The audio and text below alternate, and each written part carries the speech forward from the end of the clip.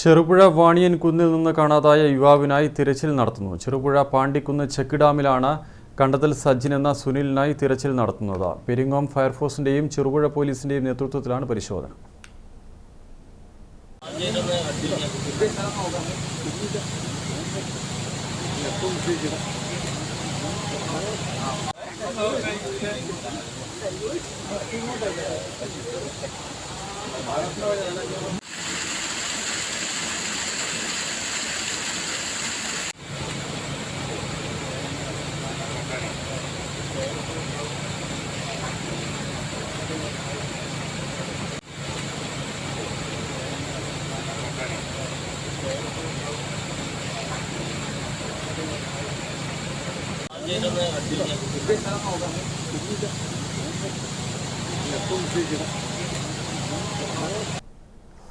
അമൽ ചേരുന്നുണ്ട് വിവരങ്ങളുമായി. അമൽ, എപ്പോഴാണ് യുവാവിനെ കാണാതായത്? വിശദാംശങ്ങൾ എന്താണ്?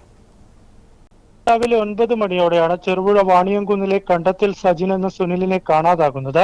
ചെറുപുഴയിൽ പോയി വരാമെന്ന് പറഞ്ഞാണ് രാവിലെ ഏകദേശം 9 മണിയോടെ വീട്ടിൽ നിന്നും ഇറങ്ങുന്നത്. നേരമേറെ വൈകിയും തിരിച്ചെത്തിയില്ല.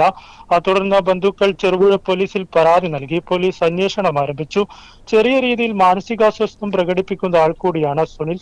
ഈ പരാതിയുടെ അടിസ്ഥാനത്തിൽ പോലീസ് CCTV ക്യാമറകൾ കേന്ദ്രീകരിച്ച് അന്വേഷണം ആരംഭിച്ചു. ഈ ക്യാമറകളിൽ നിന്ന് കിട്ടിയ ദൃശ്യങ്ങളുടെ അടിസ്ഥാനത്തിലാണ് പാണ്ടിക്കടവ് ചെക്ക് ഡാം പരിസരത്തേക്ക് യുവാവ് പോയിരുന്നു എന്ന കാര്യത്തിൽ പോലീസിന് ചെറിയ രീതിയിലുള്ള ഒരു സംശയം ഉണ്ടാക്കുന്നത്. തുടർന്നാണ് ഈ ചെക്ക് ഡാമിനോട് ചേർന്ന് ആളുകളൊക്കെ വന്നിരിക്കുന്ന ഒരു ചെറിയ പാർക്ക് കൂടിയുണ്ട്. സാധാരണയായി ഇയാൾ ഇടയ്ക്കിടെ ഇവിടേക്ക് വരാറുള്ളതാണ്.